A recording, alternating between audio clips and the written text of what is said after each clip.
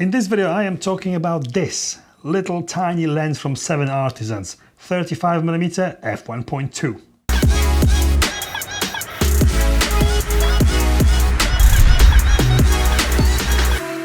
Yes, you heard me right, this is ultra wide aperture of f1.2 budget lens from 7Artisans.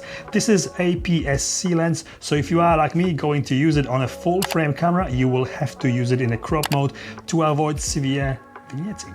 Not a problem, it is what it is. I have reviewed 7Artisans 55mm f1.4 lens before and I quite liked it, so I was really curious how this 35mm wide aperture lens compared and performed in its own right. I got it directly from 7Artisans for this review, however I was not paid or asked to say anything specific about it, and they didn't ask to preview this video before I posted it here on my channel, so it is my honest opinion about it. Okay, let's do this. If you ever want to have a wide aperture prime for your camera, then f1.8 lenses are the most affordable ones. Then you have f1.4 lenses, which are always more expensive, and then you have elite, super expensive f1.2 lenses. However, 7Artisans produce this f1.2 lens, which is very, and I mean very budget friendly. This lens retails here in UK for £139 and $140 in US, and it is f1.2. It is really.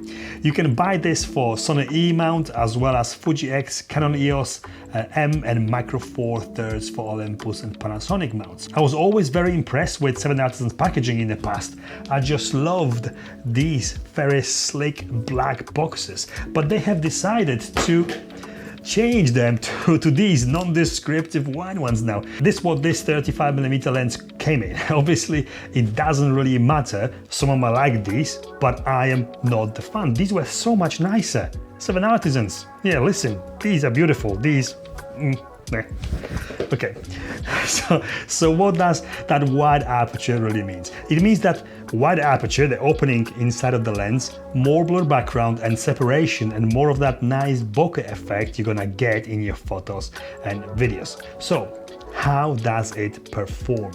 This is a fully manual lens, so you don't get any autofocusing or any control from the camera side. You have to dial your desired aperture on the lens and put some effort into getting the focus right by hand. Yes, it sounds tedious and sometimes it is. It takes longer to get a photo because you do need to manually focus, but when you do get sharp results, you know it was worth it, and it is way more rewarding than just pressing that shutter button.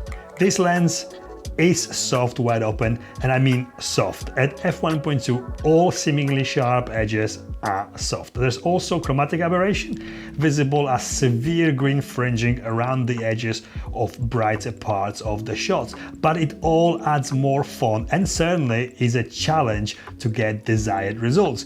Let's not forget, this is a very budget friendly f1.2 lens. Yeah, let's not forget that. The sharpness increases significantly when you close the aperture down to f2, f2.8 or even f4, but somehow I want to use this lens wide open all the time. Yes, you have to work for it harder, but it does add certain kind of dreamy character to the images. It's not a lens for your everyday shooting, especially if you need to do it quickly and efficiently. It is, however, great if you want to be creative, take your time and to challenge yourself to get more interesting shots.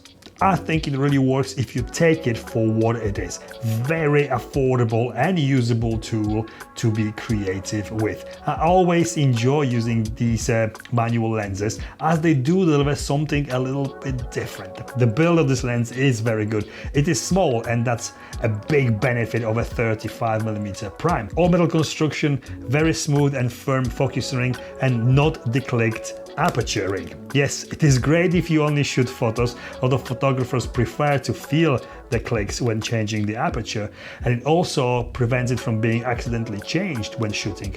But you often need the clicked aperture when filming to smoothly change the brightness of shots while recording. It is not a huge problem here, as most likely with aperture as wide as f1.2 you'd have to use variable ND filter anyway, but it would be nice if there was a simple click switch on this lens. But then again, it is a budget-friendly option, and I'm sure that extra switches would put the price up. Overall, for video, I like this as it can deliver decent cinematic, cine-like video look, and it's a great size for handheld, run and gun or gimbal filming. Who is it for? This lens is a great option for someone who has got no budget for super expensive wide aperture primes, but also great for anyone who doesn't want that often very clinical and perfect look more expensive and autofocusing lenses deliver. Great for creatives who want something different and with character, but also very affordable option for filming cinematic looking video and for shooting in a very low light situations if you can get that focus right at f1.2. Should you buy it? Very good question. To me personally, this wide aperture seems very gimmicky on the lens like this.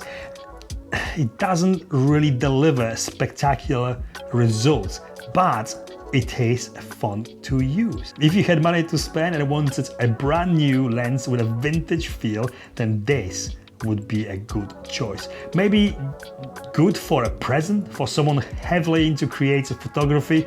I'll be happy to get it from Santa myself.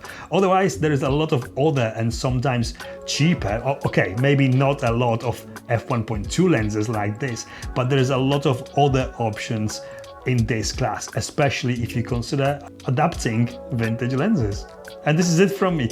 If you like this short video, please give me the thumbs up. And if you like this kind of content, photography, video, cameras, lenses, reviews and tutorials, then please consider subscribing. And if you're doing that, hit that bell button to get notifications of my future videos. Thanks for watching, and I'll see you next time. Hey, 7Artisans. Tiny lens. Yeah, tiny 35, tiny, yes, 35, not the clip. Yeah, it is cool.